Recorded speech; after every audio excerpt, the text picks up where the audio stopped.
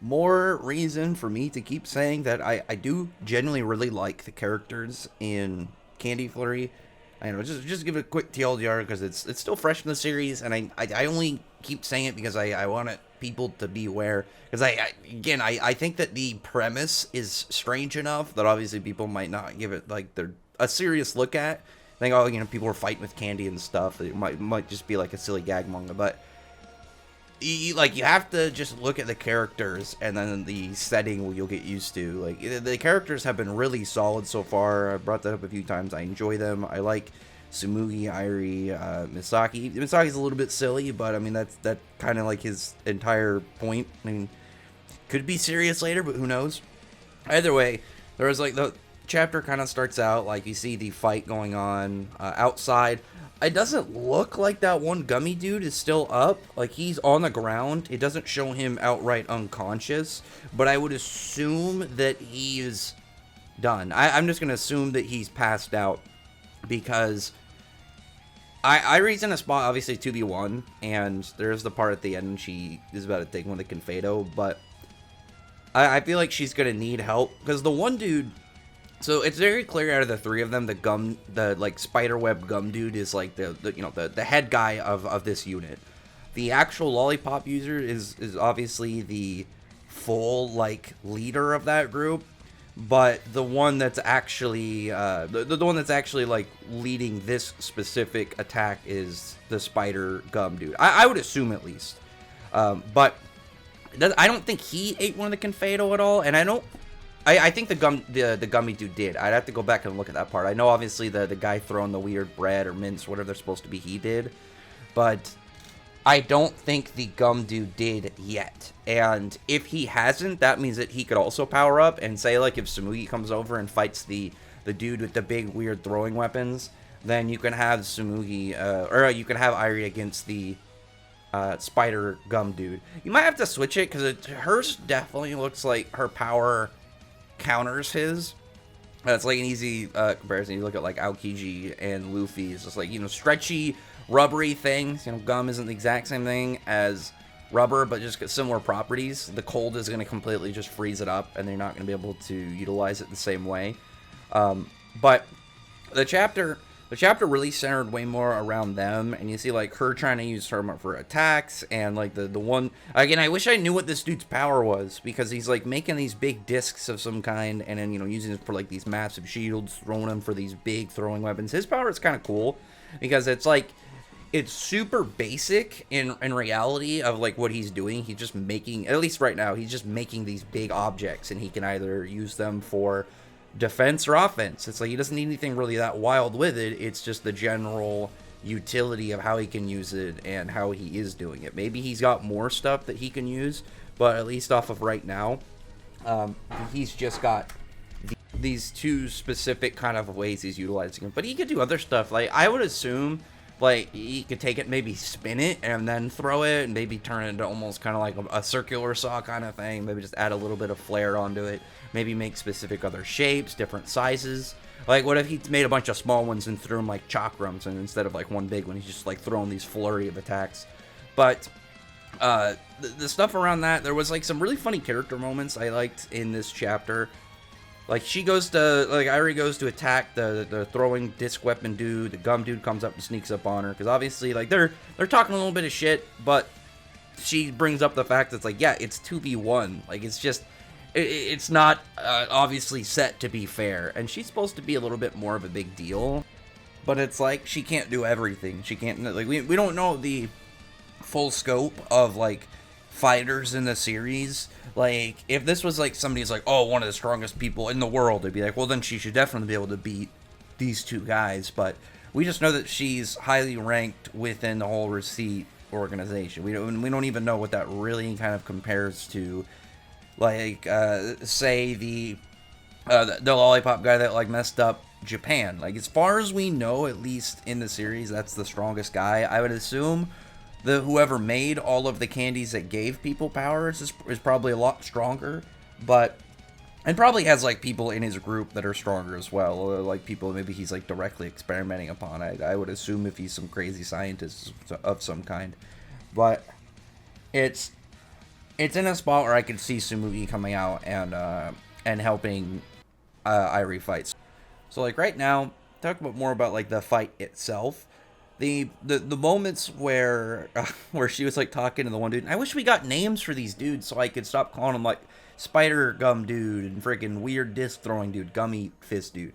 I need a couple names so I can identify them like in reality. I don't think we've gotten any of the bad guys' names actually. Now that I think about it. So we didn't get the donut guy's name. We don't think we got the macaron guy's name. We haven't gotten the gum, the popcorn. I don't think we've got any of the bad guys' names now that I think about it, which is kind of strange. But she's talking to this dude, and there's a moment when he's like saying that she's like pretty cute, and like saying that she's like beautiful and stuff. And she there's like a funny part because I was talking about like the characters are interesting in this, and she's like saying how like, listen, just so you know, like I'm fine with it, but it's kind of sexual harassment to do that. And he's like thinking back to when Tsumugi said something of the same thing, and he's like trying to figure out like what am I doing wrong? Because I would assume from his perspective that he's just in his head he's just kind of giving flirtatious compliments. He's not trying to do anything crazy. But the thing is, like, realistically, like it.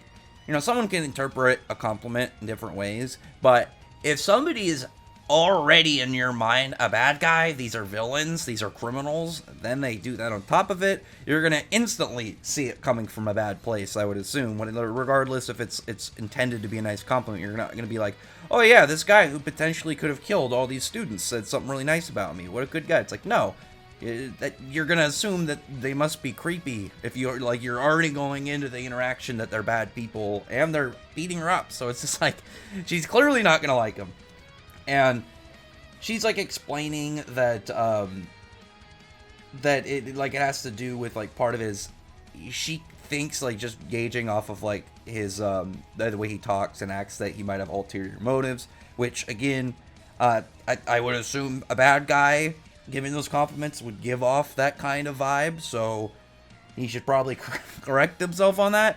But it was the thing that I thought was entertaining, but at the same time, when I mentioned like the characters themselves are still people, and the writer isn't treating them like these just pure evil bad guys. Like the gummy dude was taking a liking to Misaki and then being like, you know, this guy's not so bad, he's a kind of a cool guy, and then it's like, clearly the other students aren't treating him as well as they could, so he wanted to try and bring him in his group. It showed a level of kind of compassion and of him, and even though he didn't understand him, because it was all a misunderstanding between like the groups and stuff, he still was trying to understand Misaki and still was trying to talk to him and convey like his stance and his takes with him.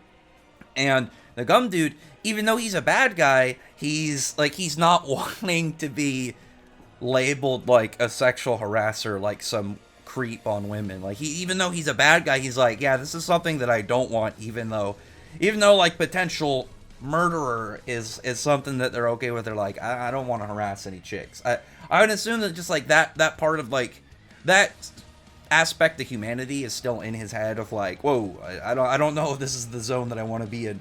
And you see him like when he's talking to her, and she's saying like, you know, you should look at a person's face when you're speaking to them, because where your eyes might wander to, and she's like covering up her chest and stuff, and he's like he looks a little bit kind of shocked.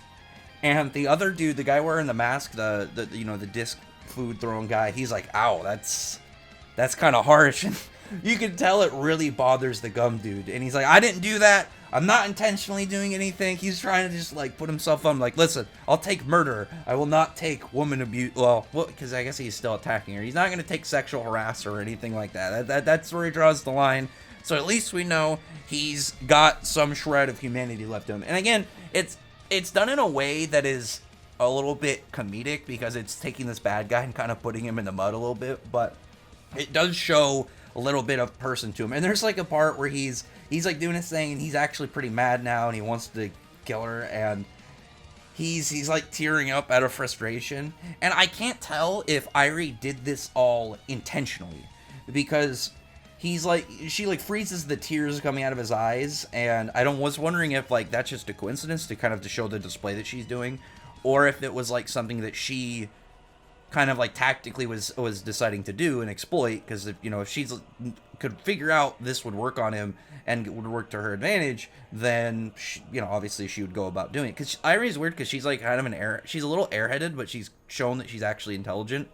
But like she just freezes over all this dude's gum, spider webs, and then at the very end of the chapter, you see her with one of the confedo in her mouth, and that was one of the things that I was very much like looking at when it came to the confedos themselves. And when they got introduced, I was like, well, can only people without sweet user powers use them? Because that would make sense why it could balance things between them. But the fact that the sweet users can consume the confedo and get like huge power ups, I was like, well, this means that people like Samugi should be fine doing it, Irie should be fine doing it, any protagonist should be able to consume them moving forward, and she's displaying it. So I really want to see next chapter what she's gonna do and how she's going to move about her abilities. She's definitely my favorite character so far in the series. And I know Volume 1's cover just got shown, so the volume should go on sale soon. I don't know how it's going to sell. I know it's not doing very good in the rankings, so obviously, like, the rankings won't mean much if Volume 1 sells, but that's if Volume 1 sells well.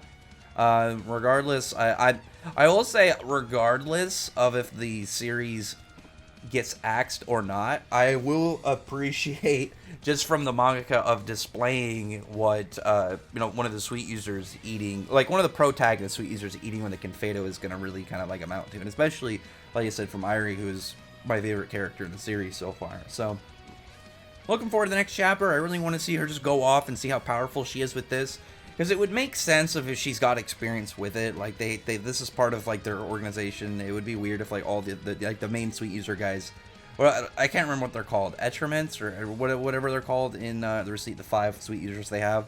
It'd be weird if like none of them considered using those at some point, and if nobody ever considered, what if we gave it to our our strongest people?